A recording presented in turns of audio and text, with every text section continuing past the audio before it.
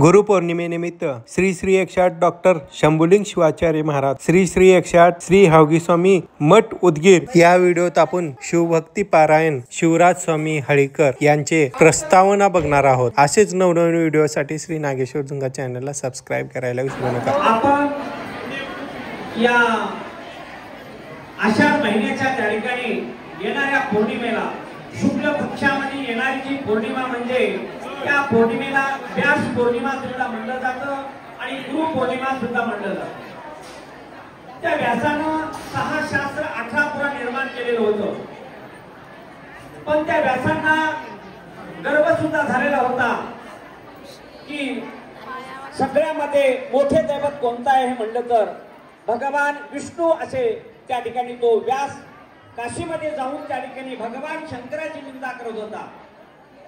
पण ज्यावेळेस त्या ठिकाणी भगवान शंकराची निंदा त्या व्यासाने केली, पण त्या व्यासांना ज्यावेळेस त्या नंदीनं आपल्या श्वासाच्या ओढून धरलं श्वासामुळं, तर त्यावेळेस त्या ठिकाणी व्यासांची अशी स्थिती झाली की त्यांना दुःख प्राप्त झालं। त्या व्यासानं भगवान विष्णूचा धावा केला, पण त्यावेळेस भगवान विष्णू त्या ठिकाणी आले आणि व्यासाला म्हणले की व्यासा, तू ज्याची निंदा केलेला आहे त्यांची पूजा कर, तर तुला दुःख मुक्तता होईल।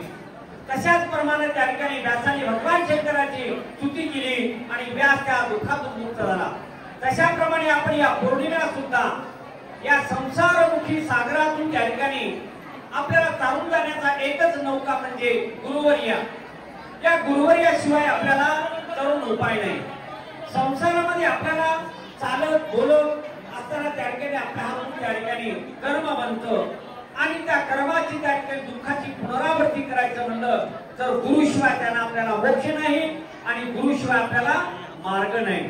तरी माणसांना त्या ठिकाणी ती नौका तयार करायची म्हणजे संसार करत असताना सुद्धा म्हणजे त्या ठिकाणी माणसानं मनामध्ये ज्या माणसाला भजन येतं, कीर्तन येतं, गायन करतो, त्या मनुष्याला त्या गुरुच्या सानिध्यामध्ये जाऊन गायन केलं पाहिजे, भजन केलं पाहिजे। ज्या मनुष्याच्या अंगामध्ये ताकद आहे त्या मनुष्याने काय केलं पाहिजे, गुरुच्या मठामध्ये येऊन गुरुच्या कार्यक्रमामध्ये येऊन आपल्याला त्या ठिकाणी आपल्याकडे पैसा नाही, आपल्याला गाता येत नाही, तर त्या मनुष्याने काय केलं पाहिजे, तिथली सेवा केली पाहिजे शरीरानं। आणि ज्या मनुष्याला धन दिलेलं आहे भगवंतानं, धन दौलत आणि संपत्ती ही कसे भगवंतानं भाग्य लिहिलेल्यामध्ये लिहून टाकलेलं असतं। जन्मता तुम्हाला 5व्या दिवशी सटवी लिहिलेलं असते ते प्रमाणित अक्षर धर्म आहे। पतिव्रताचा धर्म म्हणजे आपल्या पतीची सेवा करणं, पतीच्या आज्ञेत वागणं, आई वडिलांची सेवा करणं, सासू सासऱ्याची सेवा करणं, एवढंच हा त्या ठिकाणी आपण संसारामध्ये आलो तर आपल्याला संसार सागरातून तारून जाण्याची एक नौका प्राप्त होती। पूर्वीचे लोक बघा, पूर्वी गाड्या नसतात, घोड्या नसतात, काही नसते। जात असताना आपण आता पायी चालत जात असताना आपण काय करायचं, शिदुरी म्हणजे जेवणाची भाकर बांधून घेऊन जायची वाटेनं। आणि वाटेनं कुठं तर जात असताना पाण्याचं पांचस्त बघायचं आणि तिथं जेवण जसं करत होतो तसं आपल्याला लिहजन्म सोडून परलोकामध्ये जात असताना आपल्याला शिदुरीचे गाठोडं म्हणजे गुरुवर्याच्या सानिध्यामध्ये येऊन गुरुवर्याला दान धर्म करून ते शिदुरीचे गाठोडं मोक्षामध्ये जात असताना आपल्याला ते प्राप्त होणार आहे। माणसांना भगवंतानं एक लोक सुद्धा निर्माण केलेला आहे। प्रत्येकाने ज्या ठिकाणी ज्याने पाप पुण्य समान केलं त्याला महान देह प्राप्त होतो, त्याला स्थूल देह प्राप्त होतो।